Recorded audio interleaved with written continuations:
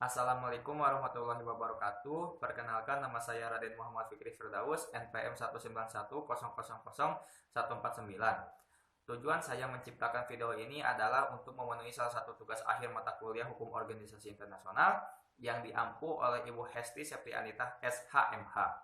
Lalu, untuk pertanyaan yang pertama adalah organisasi internasional secara umum. Yang kedua, menjelaskan tentang keterlibatan Indonesia di dalam berbagai organisasi internasional.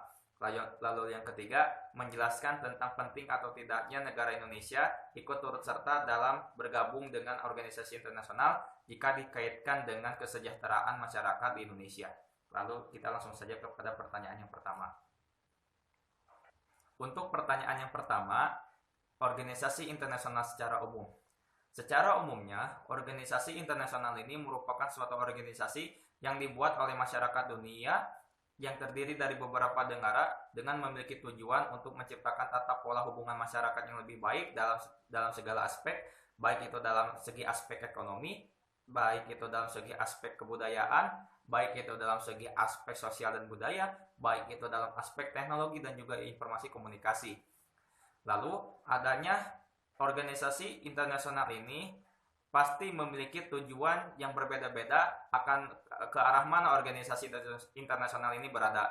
Salah satu contoh tujuan umum dari adanya suatu organisasi internasional ini adalah untuk mewujudkan dan juga menciptakan perdamaian dunia yang dilakukan oleh negara-negara yang tergabung di dalam organisasi internasional dengan melakukan berbagai cara-cara dan juga memiliki inovasi-inovasi yang variatif dan juga efektif untuk bisa mencegah dan juga untuk bisa menanggulangi segala konflik yang terjadi di dalam dunia ini yang berdasarkan hukum internasional yang berlaku. Lalu yang kedua, tujuan umum diadakannya suatu organisasi internasional ini adalah untuk bisa menciptakan suatu hubungan yang lebih baik dan bisa menciptakan suatu kerjasama bilateral antara negara-negara yang lainnya, serta bisa menciptakan suatu kesejahteraan bagi negara-negara anggota yang tergabung di dalam suatu organisasi internasional. Lalu, organisasi internasional juga memiliki fungsi-fungsi yang harus dipatuhi dan harus dilihat oleh salah satu negara-negara anggota yang tergabung di dalam suatu organisasi internasional. Salah satu diantaranya adalah fungsi agregasi dan juga fungsi artikulasi. Fungsi ini adalah menjelaskan adalah sebagai instrumen dari suatu negara untuk melakukan suatu proses agregasi dan juga proses artikulasi kepentingannya.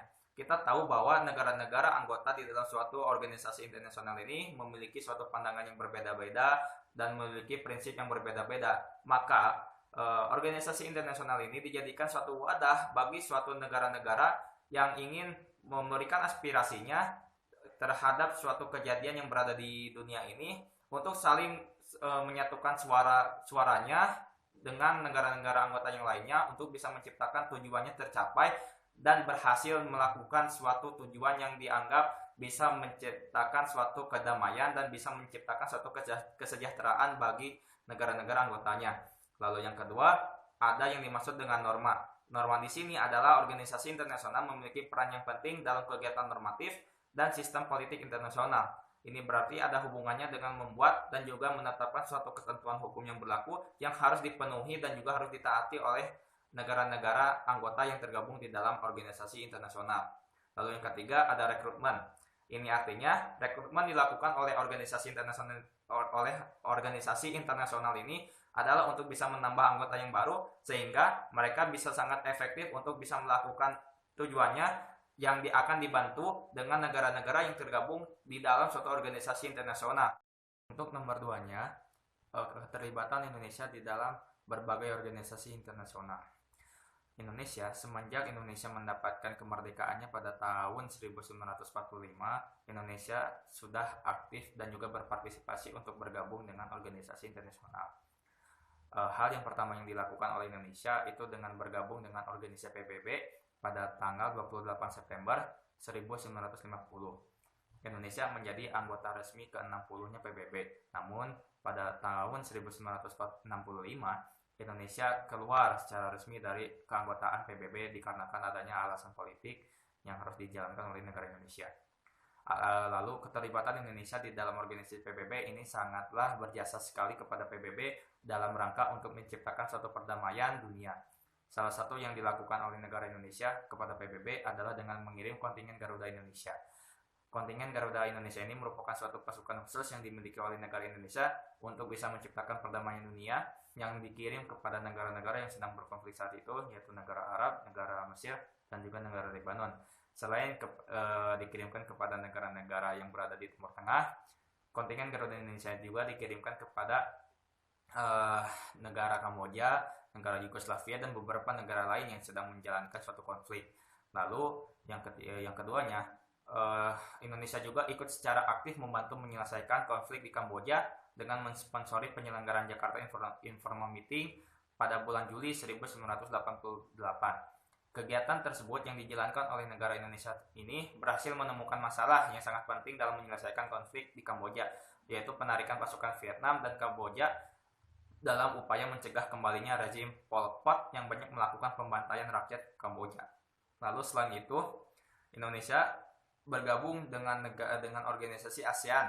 Organisasi ASEAN ini hanyalah suatu organisasi hanya boleh diikuti oleh setiap negara-negara yang berada di wilayah Asia Tenggara.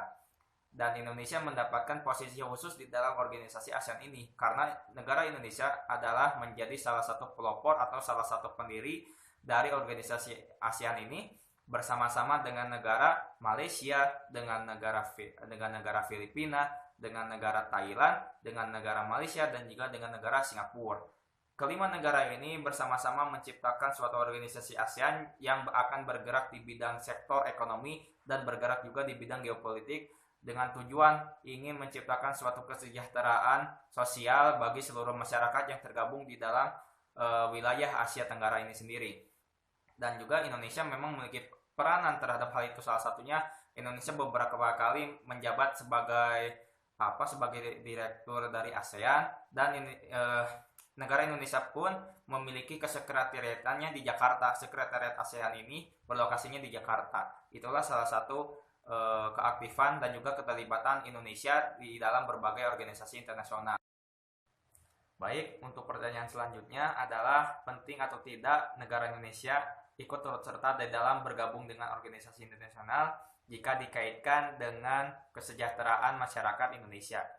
Menurut pendapat saya bahwa Indonesia sangat penting sekali untuk bisa bergabung dengan organisasi internasional di wilayah dunia ini.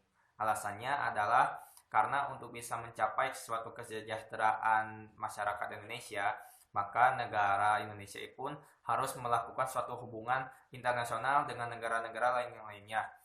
Hal ini bisa diwujudkan dengan Indonesia bergabung ke dalam organisasi-organisasi internasional, baik itu organisasi internasional secara regional ataupun organisasi internasional secara multilateral.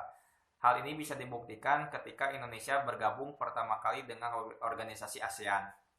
Memang organisasi ASEAN ini dibentuk oleh kelima negara di wilayah Asia Tenggara yang memiliki tujuan yang sama, yaitu untuk bisa menciptakan suatu pertumbuhan ekonomi di wilayah-wilayah Asia Tenggara. Dan Indonesia bisa memanfaatkan organisasi ASEAN tersebut dengan secara maksimal karena organisasi ASEAN ini sudah kita ketahui bergerak di bidang perekonomian, maka Indonesia bisa memanfaatkan segala sumber kekayaan yang tersedia di wilayah Indonesia. Salah satunya adalah dengan memanfaatkan sumber pertanian. Memang sumber pertanian menjadi salah satu sumber ladang utama bagi negara Indonesia karena Indonesia dikenal sebagai negara yang agraris, yaitu negara yang subur dan juga terdapat suatu tanaman-tanaman dan juga tanah yang luas. Dengan begitu bahwa hasil panen terhadap suatu pertanian tersebut dapat Indonesia dimanfaatkan untuk bisa menjadikan suatu peluang dan juga sebagai sumber penghasilan dari negara Indonesia yang akan dipromosikan dan juga akan diperdagangkan di wilayah-wilayah yang terdapat di dalam negara-negara di Asia Tenggara ataupun yang terdapat di dalam organisasi ASEAN. Dengan begitu, bahwa negara Indonesia dapat melakukan kerjasama antara negara-negara yang tergabung di dalam suatu organisasi ASEAN secara efektif dengan memanfaatkan segala lahan pertaniannya ataupun bisa memanfaatkan ladang industrinya, dan juga untuk bisa menciptakan suatu perdagangan yang bebas sehingga ketiga kegiatan tersebut ini dapat menciptakan suatu penghasilan ataupun sumber devisa bagi negara Indonesia, sehingga sumber devisa terhadap negara tersebut dapat dimanfaatkan oleh negara Indonesia untuk bisa memenuhi kebutuhan dan juga untuk bisa mensejahterakan kehidupan masyarakat di wilayah Indonesia. Selain itu, negara Indonesia pun memang selain bergerak di bidang ekonomi, selain membutuhkan perekonomian, Indonesia pun memerlukan bidang-bidang yang berkaitan dengan kesehatan.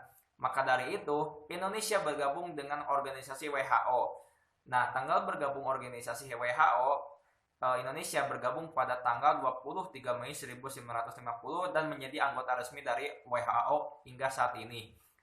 WHO terhadap negara Indonesia ini memiliki peranan yang sangat penting terhadap negara-negara ini di wilayah dunia, termasuk di dalam negara Indonesia.